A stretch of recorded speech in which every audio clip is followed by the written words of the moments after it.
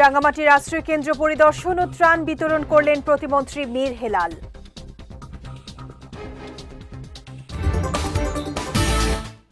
এবং চকরিয়ায় পাহাড় ধসে 2 শিশুর মৃত্যু।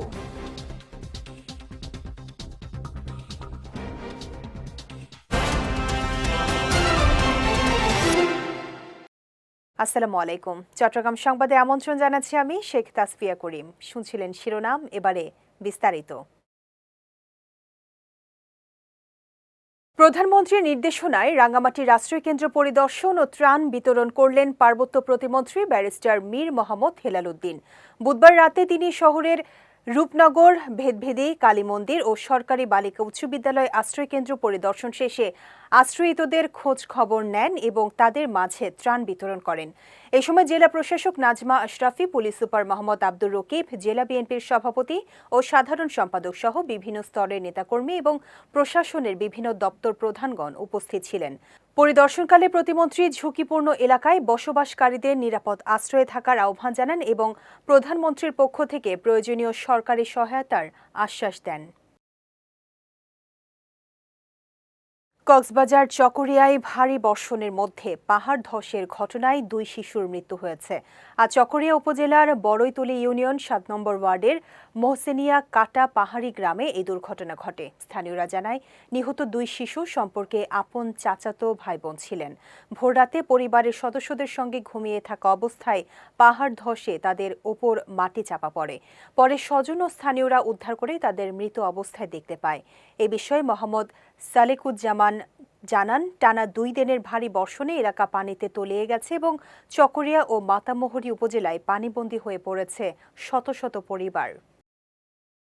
নগরের নালা নর্দমা পরিষ্কার রাখা সিডিএর মূল দায়িত্ব নয় বলে মন্তব্য করেছেন চট্টগ্রাম উন্নয়ন কর্তৃপক্ষের চেয়ারম্যান প্রকৌশলী বেলায়েত হোসেন। গতকাল বিকেলে চট্টগ্রাম নগরের বিভিন্ন জলাবদ্ধ এলাকা ও চলমান উন্নয়ন প্রকল্পের পরিদর্শন শেষে সাংবাদিকদের সঙ্গে মতবিনিময়কালে তিনি এসব কথা বলেন। সিডিএ চেয়ারম্যান জানান, নালা নর্দমা পরিষ্কার করা তাদের কাজ নয়, তাদের কাজ অবকাঠামো উন্নয়ন করা। তিনি আরও জানান, চট্টগ্রামের সাম্প্রতিক ভারী বৃষ্টিপাতের পরও অনেক এলাকায় দ্রুত পানি নেমে যাচ্ছে। সিডিএর আওতায় থাকা 36টি খালের মধ্যে 30টির কাজ সম্পূর্ণ শেষ হয়েছে। আরও 5টি খালের কাজ 98% এবং হিজরা খালের কাজ 68% অগ্রগতি অর্জন করেছে। এ সময় চট্টগ্রাম ওয়াসার ব্যবস্থাপনা পরিচালক প্রকৌশলী সেলিম মোহাম্মদ জানে আলম, সেনাবাহিনীর সংশ্লিষ্ট কর্মকর্তা এবং সিডিএর ঊর্ধ্বতন প্রকৌশলীরা উপস্থিত ছিলেন। কক্সবাজারের ঈদগাঁওয়ের জালালাবাদ ইউনিয়নের দুর্গত এলাকা পরিদর্শন করেছেন উপজেলা বিএনপির সাবেক সাধারণ সম্পাদক ও ইউপি চেয়ারম্যান মোহাম্মদ আলমগীর তাজ জনি। এ সময় তিনি দুর্গত মানুষের মাঝে শুকনো খাবার বিতরণ করেন। বুধবার রাতে স্থানীয় বাসিন্দাদের সঙ্গে কথা বলে তাদের দুর্ভোগের কথা শুনেন তিনি। এ সময় টানা বৃষ্টিতে ঈদগাঁও নদীর বাঁধ ভাঙ্গার আশঙ্কার কথা উল্লেখ করে স্থানীয় বাসিন্দাদের সতর্ক থাকার আহ্বান জানান এবং ঝুঁকিপূর্ণ এলাকায় বসবাসকারীদের নিরাপদ স্থানে সরে যাওয়ার পরামর্শ দেন ইউপি চেয়ারম্যান।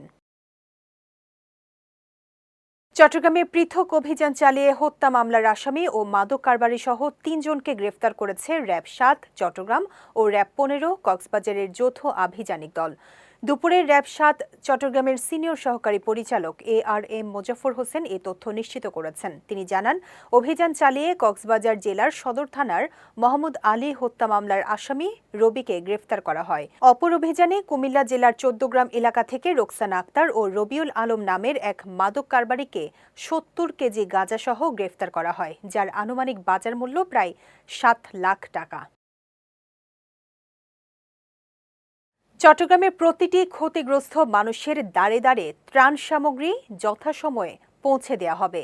কেউ সহায়তাহীন থাকবে না বলে মন্তব্য করেছেন পার্বত্য চট্টগ্রাম বিষয়ক মন্ত্রণালয়ের প্রতিমন্ত্রী ব্যারিস্টার মীর মোহাম্মদ হেলাল উদ্দিন। গতকাল বিকেলে চট্টগ্রামের বিভিন্ন বন্যা ও পাহাড় ধস প্রবণ এলাকা পরিদর্শন এবং ক্ষতিগ্রস্তদের মাঝে ত্রাণ সামগ্রী বিতরণকালে ভূমি ও পার্বত্য চট্টগ্রাম বিষয়ক মন্ত্রণালয়ের প্রতিমন্ত্রী ব্যারিস্টার মীর মোহাম্মদ হেলাল উদ্দিন এই মন্তব্য করেন। এ সময় স্থানীয় প্রশাসন, দলীয় নেতাকর্মী সহ ত্রাণ গ্রহীতা সর্বস্তরের ক্ষতিগ্রস্ত পরিবারের সদস্যরা উপস্থিত ছিলেন। প্রাণ আগে ঘর পরে প্রতিপাদ্যে পাহাড়িদের আশ্রয়কেন্দ্র পরিদর্শন করেছেন চট্টগ্রাম জেলা প্রশাসক জাহিদুল ইসলাম মিয়া। গতকাল রাতে লালখান বাজার সংলগ্ন পোড়া কলোনির YWCA কমিউনিটি স্কুল আশ্রয়কেন্দ্র পরিদর্শনে গিয়ে তিনি এসব কথা বলেন। এ সময় আশ্রয়কেন্দ্রে অবস্থানরত ১৬০ জন মানুষের মাঝে রাতের খাবার, মুড়ি, চিড়া, গুড়, কেক, বিস্কুট, বিশুদ্ধ মিনারেল ওয়াটার ও ওরস্যালাইন বিতরণ করা হয়। পরে জেলা প্রশাসক নারী, শিশু ও প্রবীণদের খোঁজ খবর নেন এবং উপস্থিত স্বাস্থ্য কর্মকর্তাদের প্রয়োজনীয় চিকিৎসা সেবা নিশ্চিত করার নির্দেশ দেন। এ সময় অতিরিক্ত জেলা ম্যাজিস্ট্রেট সৈয়দ মাহবুবুল হক, অতিরিক্ত জেলা প্রশাসক সাখাওয়াত জামিল সৈকত, নির্বাহী ম্যাজিস্ট্রেট, পুলিশ, স্বাস্থ্য বিভাগ ও জেলা প্রশাসনের অন্যান্য কর্মকর্তারা উপস্থিত ছিলেন। টেকনাফ সীমান্তবর্তী নাফ নদী দিয়ে পাচারের সময় ৬৪ বিজিবির ভাইকিং বিউপির টহল দল আনুমানিক ৯০ লাখ টাকা মূল্যের ৩০,০০০ পিস ইয়াবা জব্দ করেছে। সকালে গণমাধ্যমে পাঠানো এক প্রেস বিজ্ঞপ্তিতে এ তথ্য জানান উখিয়া ব্যাটালিয়ন ৬৪ বিজিবির অধিনায়ক লেফটেন্যান্ট কর্নেল মোহাম্মদ জসিম উদ্দিন। তিনি বলেন, গোয়েন্দা তথ্যের ভিত্তিতে উখিয়া ব্যাটালিয়ন ৬৪ বিজিবির অধীনস্থ ভাইকিং বিউপির বিশেষ টহল দল সীমান্তের পিলারের কাছে তল্লাশি চালিয়ে আনুমানিক ৩০,০০০ পিস ইয়াবা জব্দ করে, যার আনুমানিক বাজার মূল্য প্রায় ৯০ লাখ টাকা। উখিয়া ব্যাটালিয়নের অধিনায়ক আরও জানান, মাদক চোরা কারবারিদের শনাক্ত করে গ্রেফতারের জন্য গোয়েন্দা নজরদারি বৃদ্ধি করা হয়েছে। অবৈধভাবে পাহাড় কেটে বা ঝুঁকিপূর্ণ পাহাড়ে বসতি স্থাপন থেকে বিরত থাকার আহ্বান জানিয়েছেন ভূমি ও পার্বত্য চট্টগ্রাম বিষয়ক প্রতিমন্ত্রী মীর মোহাম্মদ হেলাল উদ্দিন। গতকাল রাতে চট্টগ্রাম সার্কিট হাউসে অতিবৃষ্টি, পাহাড় ধস ও সৃষ্ট দুর্যোগ পরিস্থিতি নিয়ে আয়োজিত সংবাদ সম্মেলনে এই আহ্বান জানান তিনি। সংবাদ সম্মেলনে প্রতিমন্ত্রী জানান, বায়েজিদে একটি পাহাড় ধসে প্রাণহানি ঘটেছে। এছাড়া বিভিন্ন স্থানে পাহাড়ে বড় ধরনের ফাটল দেখা দিয়েছে এবং কোথাও কোথাও ধসে বসতঘর ক্ষতিগ্রস্ত হয়েছে। এদিকে বিভাগ জুড়ে ৩,২০০টিরও বেশি আশ্রয়কেন্দ্র প্রস্তুত রাখা হয়েছে। রাঙামাটিতে ২৬০টি ঝুঁকিপূর্ণ এলাকা চিহ্নিত করে সমসংখ্যক আশ্রয়কেন্দ্র প্রস্তুত করা হয়েছে। বর্তমানে ২২টি আশ্রয়কেন্দ্রে প্রায় ১,৩০০ মানুষ অবস্থান করছেন। টানা বৃষ্টির কারণে এই সংখ্যা আরও বেড়েছে। এ সময় CDA chairman engineer Belayet Hossain, বিভাগীয় কমিশনার ডক্টর জিয়াউদ্দিন এবং জেলা প্রশাসক জাহিদুল ইসলাম মিয়া সহ অনেকে উপস্থিত ছিলেন। অতি ভারী বৃষ্টি, বৈরী আবহাওয়ায় সাগর উত্তাল থাকায় চট্টগ্রাম বন্দরের বহির্নোঙরে বড় জাহাজ থেকে ছোট জাহাজে পণ্য খালাস বন্ধ রয়েছে। লাইটার জাহাজগুলো কর্ণফুলী নদী, পতেঙ্গা উপকূলে নিরাপদ আশ্রয়ে রয়েছে। তবে বন্দরের জেটি, ইয়ার্ডে কন্টেইনার লোড, আনলোড ও ডেলিভারি চলমান রয়েছে। কিছু ইয়ার্ডে পাহাড়ি ঢল, কর্ণফুলীর জোয়ার ও অতি ভারী বৃষ্টির সময় ১ থেকে ১.৫ ফুট পানি উঠলেও কিছুক্ষণ পর তা নেমে যায়। লাইটার জাহাজের সিরিয়াল নিয়ন্ত্রণকারী সংস্থা বাংলাদেশ ওয়াটার ট্রান্সপোর্ট কোঅর্ডিনেশন সেলের মুখপাত্র পারভেজ আহমেদ বলেন, সমুদ্র বন্দরে ৩ নম্বর সতর্কতা সংকেত অতি ভারী বৃষ্টি, বৈরী আবহাওয়ার কারণে সাগর উত্তাল থাকায় বহির্নোঙরে কার্যত পণ্য খালাস বন্ধ রয়েছে। ৪ থেকে ৫ দিনে অচলাবস্থা তৈরি হয়েছে। চট্টগ্রাম বন্দরের সচিব সৈয়দ রিফায়েত হামিদ বলেন, অতি ভারী বৃষ্টি ও বৈরী আবহাওয়ার কারণে সাগর উত্তাল থাকায় বহির্নোঙরে পণ্য খালাস বিঘ্নিত হচ্ছে। তবে যেসব পণ্য ভিজলেও নষ্ট হয় না, সেগুলো কিছু কিছু খালাস হচ্ছে। গত ২৪ ঘন্টায় চট্টগ্রামে ২৭১.৬ মিলিমিটার বৃষ্টিপাত রেকর্ড করেছে পতেঙ্গা আবহাওয়া অফিস। বৃষ্টির কারণে জেলার বিভিন্ন উপজেলায় আকস্মিক বন্যা দেখা দিয়েছে। গত ২৪ ঘন্টায় এই বৃষ্টিপাত রেকর্ড করা হয়। তবে বুধবার সারাদিন বৃষ্টি হলেও বৃহস্পতিবার সকাল ৯টা পর্যন্ত তীব্রতা কিছুটা কম ছিল। পাহাড়ি ঢল ও টানা বর্ষণের ফলে বিভিন্ন উপজেলার নিম্নাঞ্চলে পানি ঢুকে পড়ে। অনেক এলাকায় বসতবাড়ি, স্থানীয় সড়ক ও কৃষি জমি পানিতে তলিয়ে গেছে। এতে স্বাভাবিক জীবনযাত্রা ব্যাহত হওয়ার পাশাপাশি দুর্ভোগে পড়েছেন হাজারো মানুষ। পতেঙ্গা আবহাওয়া অফিসের সহকারী পূর্বাভাস কর্মকর্তা বিশ্বজিৎ চৌধুরী জানান, গত ২৪ ঘন্টায় চট্টগ্রামে ২৭১.৬ মিলিমিটার বৃষ্টিপাত রেকর্ড করা হয়েছে। মৌসুমী বায়ু সক্রিয় থাকায় আগামী কয়েকদিন বিক্ষিপ্তভাবে মাঝারি থেকে ভারী বৃষ্টিপাত অব্যাহত থাকতে পারে। পাশাপাশি পাহাড়ি এলাকায় ভূমিধসের ঝুঁকি থাকায় সংশ্লিষ্টদের সতর্ক থাকার পরামর্শ দেন তিনি।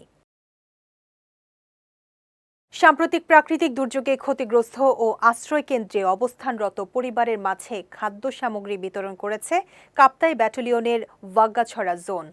পাহাড় হোক সম্প্রীতির প্রতিবাদে আয়োজিত এই মানবিক কার্যক্রমের আওতায় বড়ইছড়ি সরকারি প্রাথমিক বিদ্যালয় এবং কর্ণফুলী কলেজ আশ্রয় কেন্দ্রে থাকা দুর্গত মানুষের হাতে প্রয়োজনীয় খাদ্য সামগ্রী তুলে দেওয়া হয়।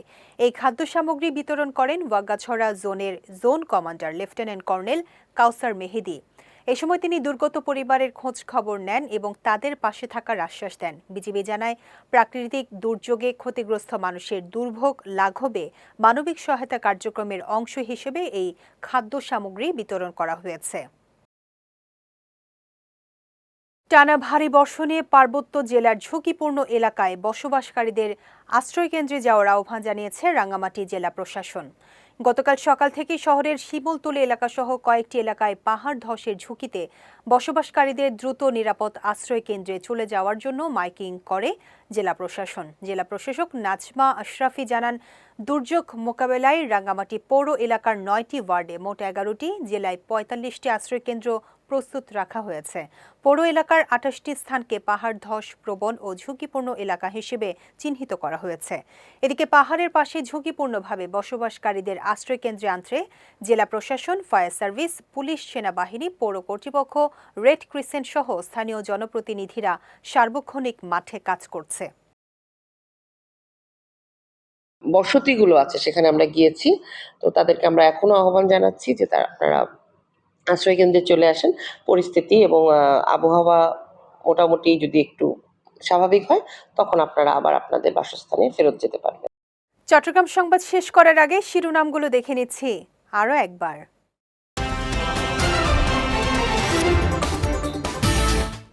রাঙ্গামাটির আশ্রয় কেন্দ্র পরিদর্শন ও ত্রাণ বিতরণ করলেন প্রতিমন্ত্রী মীর হেলাল।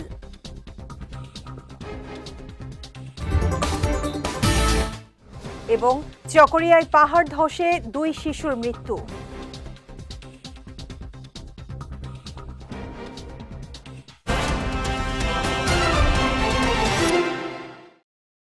চট্টগ্রাম সংবাদ শেষে আজকের মতো আমি শেখ তাসফিয়া করিম আপনাদের কাছ থেকে বিদায় নিচ্ছি। রাত 9টায় আমাদের পরবর্তী বিজয় রাতের সংবাদ দেখার আমন্ত্রণ রইল।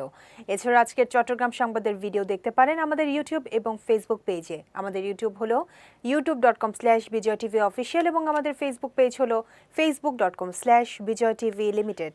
এতক্ষণ সঙ্গে থাকার জন্য ধন্যবাদ সবাইকে।